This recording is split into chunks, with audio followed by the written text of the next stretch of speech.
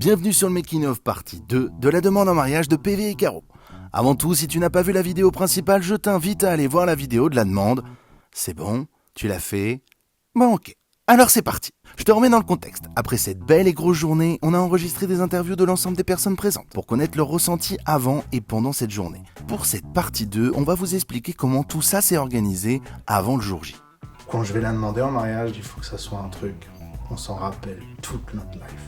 Et comment faire un truc pour s'en rappeler toute notre life, c'était ça, ma grande réflexion interne, je crois, de juin à octobre. Et donc finalement, en janvier, c'est vrai que j'écris beaucoup avec Camille. Tous les jeudis, on écrit ensemble des blagues au départ. Il voyait que j'arrivais du mal à écrire et tout ça, et c'est vrai que dans ma tête, je commençais à penser à ça. Il y a un truc qui va pas, il est moins drôle que d'habitude. Puis il me regarde et puis je sais pas, il a l'air trop triste en plus quand il me dit faut que je demande Caro en mariage. Et donc je tâte le terrain avec Caro sur un côté, est-ce que... avec TikTok et tout ça. Et il y a une phrase, un jour, elle me dit en rigolant, on pourrait faire un TikTok où tu me demandes en mariage. Dans ma tête, ça fait oh, fou.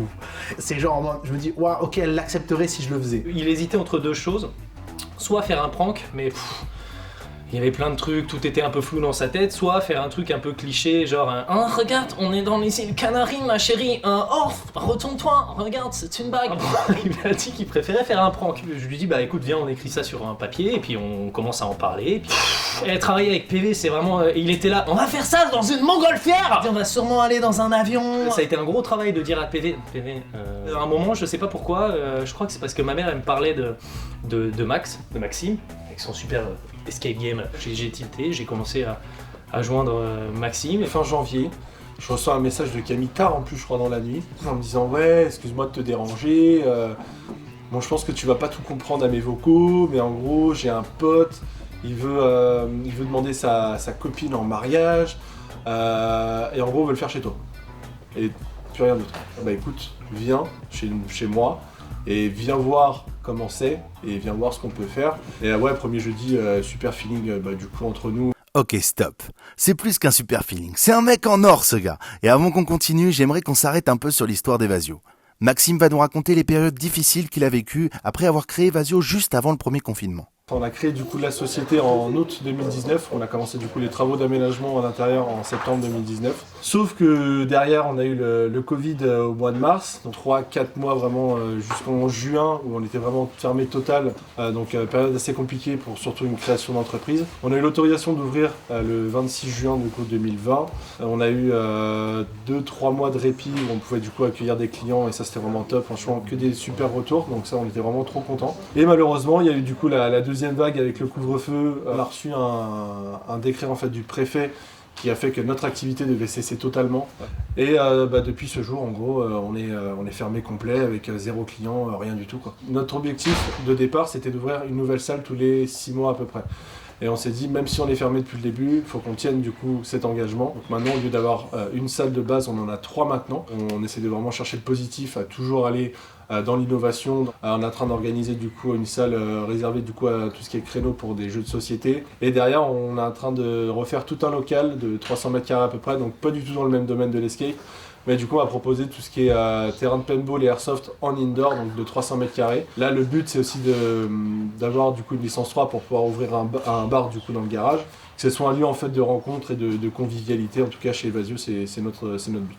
J'espère que ça vous motivera à aller faire un tour chez Evasio parce qu'il a un concept de dingue, des salles de fou. Le lien en bio, vas-y faire un tour, bordel, ça vaut le détour. Tout se goupille, tout avance. Au départ, on est un petit groupe de 4, 3. On rencontre Maxime, qui un mec en or, il monte le escape, on fait tout le tour et tout. Il se met tout de suite dans le projet. Plus on parlait, du coup, plus moi je racontais du coup mon histoire avec PV. Et puis il me disait en fait, au début, il cherchait du coup un acteur ou un comédien pour avoir ce rôle du coup du patron. Et plus on discutait, plus il me disait mais en fait, du coup ton histoire, personne ne peut mieux l'expliquer que toi-même et personne ne pourra mieux le jouer que toi-même. Et du coup c'est là que je me suis un peu introduit dans le tournage et du coup dans cette histoire de fou. PV m'a dit faut que, du coup chez Evasio faut qu'il y ait un peu de vie et tout ça. Je me suis dit moi j'ai mes meilleurs potes qui sont aussi du coup dans le milieu de l'escape game. Direct on s'est dit du coup Marie qui est aussi Game Master, Baptiste qui est aussi Game Master. Je dis bah écoute, vous avez juste à faire votre travail habituel. Et après Seb du coup qui était un peu à la logistique avec nous que du coup toute la salle soit rangée, que tout soit nickel, tout soit carré et tout ça. Et je commence à me décider quelles sont les personnes avec qui j'ai envie de m'entourer. Et je cherche des personnes de confiance, que j'apprécie, qui seraient capables de s'investir sur un projet qui me concerne, mais aussi que Caro connaît pas. Ou si je mets des gens qu'elle connaît, il faut les insérer sans qu'elle perçoive quelque chose de chelou. Et PV m'appelle pour me parler de ça. Moi sur le papier j'étais archi chaud. J'étais archi chaud déjà humainement parce que PV c'est un pote et donc j'étais là, je peux pas ne pas être là. Et puis en plus de ça, moi l'exercice de caméra cachée et tout de prank c'est un truc que je connais pas donc c'était mortel pour moi de découvrir ça. Je reçois un message de Mehdi Florian qui me dit il y a PV qui a besoin de toi et qui veut faire un truc avec toi. Et on s'appelle mais très vite fait. Et je me dis, ça a l'air un peu bancal ce truc, qu'est-ce qu'il attend de moi et tout. Et là je rencontre PV et Camille, et en vrai ils m'ont fait rire dès le départ. Et je pense que le feeling s'est bien passé. Et là je me suis dit, ok ce truc, j'ai vraiment envie de le faire, ça peut être vraiment marrant. Alors déjà je me suis dit, pourquoi moi? Il m'a dit ouais c'est pour ma copine, c'est pour la demande en mariage et tout, donc moi je me suis dit ah vas-y c'est trop mignon. PV m'envoie un message pour me proposer du coup de jouer la manager Milka de l'événement. Après je vois énormément de fautes d'orthographe sur le brief donc j'hésite un peu. et finalement je me suis dit ok trop chaud, j'avais fait de caméra cachée donc ça va être trop cool quoi. Je pouvais pas dire non, c'était pas possible, j'étais obligé de dire oui et du coup j'ai annulé mes plans pour aujourd'hui. J'ai aidé PV pour trouver sa jolie tenue et surtout, un des trucs les plus importants, c'est sa bague de fiançailles. Enfin, on voulait trouver ça forcément dans un coin très qui fasse très iconique, donc quoi de plus iconique sur Paris que la place Vendôme pour trouver un joli bijou. C'est ensuite moi qui l'ai gardé très très précieusement, histoire que Caro ne tombe pas dessus. Il est venu vers moi il y a quelques semaines en me disant il faut me construire une petite pièce dans une pièce parce que je vais demander en mariage ma copine. Et là, forcément, moi je peux pas dire non. On est venu, je sais pas combien de jeudis ici, pour installer des trucs. On est allé louer un camion de déménagement, un truc énorme pour 6 plaques de placo quoi. Bon bah les gars, on avait demandé un petit camion à plateau. Voilà, on a le gros. Je vais apprendre à conduire ça aujourd'hui. Allez. On a inventé des mythos pour que Caro elle devine pas. Et ça c'était le plus dur je pense. On n'a pas pu manger ensemble parce qu'il fallait pas qu'on soit à la même table avec Caro et tous nos amis qui étaient au courant en fait, pour pas poser les questions gênantes. Alors j'ai déjà maquillé ma sœur, j'ai maquillé ma belle-sœur aussi, une fois ma mère, une pote aussi en soirée. Mais c'est pour le fun quoi, y a pas de... je suis pas maquilleuse dans la vraie vie. Ah bah ouais, je veux le faire. Je veux que ce soit moi et personne d'autre. J'ai appelé Camille.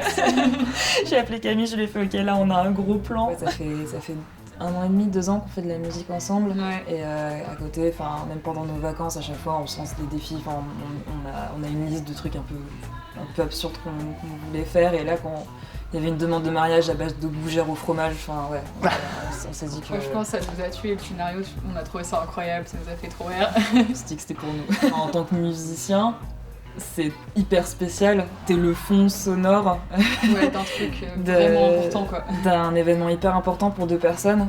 Tout s'est enchaîné vite, nous on a proposé d'amener des sliders et au final on s'est dit autant faire tout le buffet, les boissons, tout. Et quel buffet! Parce que faut y penser quand t'invites du monde, les gens ont faim. Et heureusement Sunday Sliders, où travaille Damien, nous a ramené 80 burgers pour le catering. Et regarde comment ça fait plaisir. Un burger poulet avec un vrai poulet dedans, c'est trop bon. Va checker leur Insta et commande-toi ça la prochaine fois. J'ai goûté, ça vaut le coup, n'hésite pas. C'est bon, maintenant que ça t'a ouvert bien l'appétit, on reprend. On va parler de Lynn, la maman de Damien qui nous a gravement aidés. On s'est retrouvé à appeler ma mère avec PV, faire est-ce qu'il y a moyen que tu fasses des gougères aux chèvres La fameuse gougère aux chèvres qui est l'élément clé a été faite par ma mère. Le plus gros c'était l'humain. C'est-à-dire que toutes les personnes qu'on fait venir, il faut qu'elles aient un rôle, il faut les considérer. Même si c'est des amis, même si des fois tu invites la personne à faire quelque chose avec toi, tu peux pas juste lui dire « faudra que tu fasses ça », point.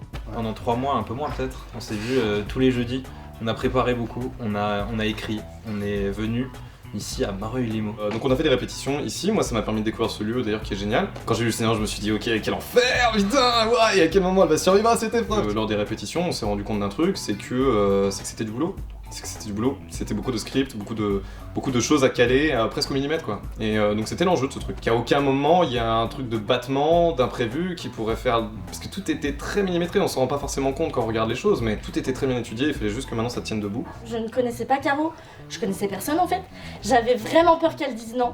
Jeudi, j'arrive en répète et tout, je rencontre un peu l'équipe dans la voiture, donc ça se passe trop bien et même genre ça soude un peu tout le monde, ça nous donne envie de vraiment tout faire bien pour Caro. Et là genre je commence à paniquer parce que je me dis moi je vais rigoler tout le temps en fait, on faisait que de faire des blagues et je me dis mais je vais me marrer, donc je pense que le plus dur ça va être de garder son sérieux. C'était hyper agréable parce que les gens étaient super, j'avais l'impression de les connaître depuis quelque part 10 ans. Et c'était vraiment une super équipe, donc je m'inquiétais pas tellement pour le dimanche en fait. Même si Caro je la connaissais pas, je me suis dit j'ai envie qu'elle passe une journée pourrie pour qu'à la fin la demande en mariage soit le mieux possible. Et après il y a toute une question de logistique, de comment aller acheter le matériel, d'aller installer le matériel, d'aller acheter les bons trucs au bon moment, comment tout le monde arrive à l'heure, écrire le scénario, il y avait écrire le brief, écrire les justificatifs dérogatoires, il y avait le Covid. Sur les derniers instants, il fallait gérer les absences, il y a eu beaucoup d'absences au dernier moment, Covid, à cause du Covid. Enfin, Le PV il a vraiment trop géré, il a fait toute la logistique, le machin, le truc, il a réussi à aller tirer les ficelles des personnes. Moi j'ai juste fait